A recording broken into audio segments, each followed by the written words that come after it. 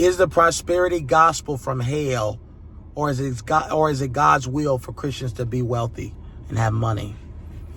I'm going to teach on this really quickly. I got the sun in my face. I want to teach on this really quickly. I'm gonna do it this way, y'all. And so let me teach you on this for a minute. So there was a teaching that came out around the time of Oral Roberts, Kenneth Copeland, Kenneth Hagin, these great generals that began to teach about prosperity. Now, a lot of these men came from poverty. They were poor. They were barely getting by in ministry. And God gave them a revelation about seed, harvest, the word of faith movement. That's what we called it, the word of faith movement. And so people began to say,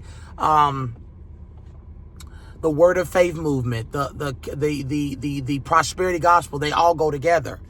And so they were all revivals or movements from God. Now, some of it got off air, the name it, claim it stuff, the wealth being a sign of God's only being a sign of God's blessing. But one thing that's demonic is that we've now, some of this generation begin to swing and say that wealth is from God, is demonic, that God's desire is not for preachers to have money, that preachers are supposed to be poor, that now we're supposed to be spending, blowing all our money on not helping the poor and preachers driving Mercedes and Bentleys and not giving to, that's not of God either. But I'm here to tell you that there's balance.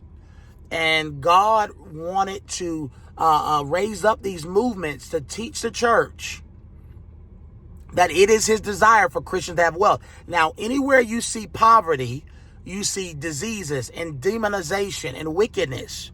And anywhere you see wealth, you see prosperity, you see joy, you see peace. And so there's a demonic wealth. We cannot preach the gospel. We cannot have abundant lives when we are broke. Because I've ministered to people who are poor. And people who are poor are usually not focused on revival. People who are poor are only focused about their needs.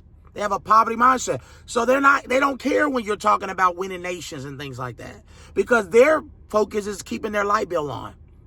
Their focus. And so, yes, there was a lot of things wrong in the prosperity gospel. There was a lot. But God's desire is for Christians to all be prosperous, to live in abundance, and to have, for many Christians to have wealth. Now, is every Christian supposed to be millionaires and billionaires? No. Some Christians cannot handle that. So I'm against the teaching that God wants everybody to be millionaires, that God wants everybody to have. But I do believe that God wants us all to prosper, because the word says it. Now, prosperity for some looks different than others. For some, it's the Chick-fil-A guy where he wanted them to have billions of dollars. For others, you might only be a six-figure earner because that's all you can handle. You get what I'm saying? And so God's will is for us to prosper. He said, I came that you may have life and have it more abundantly.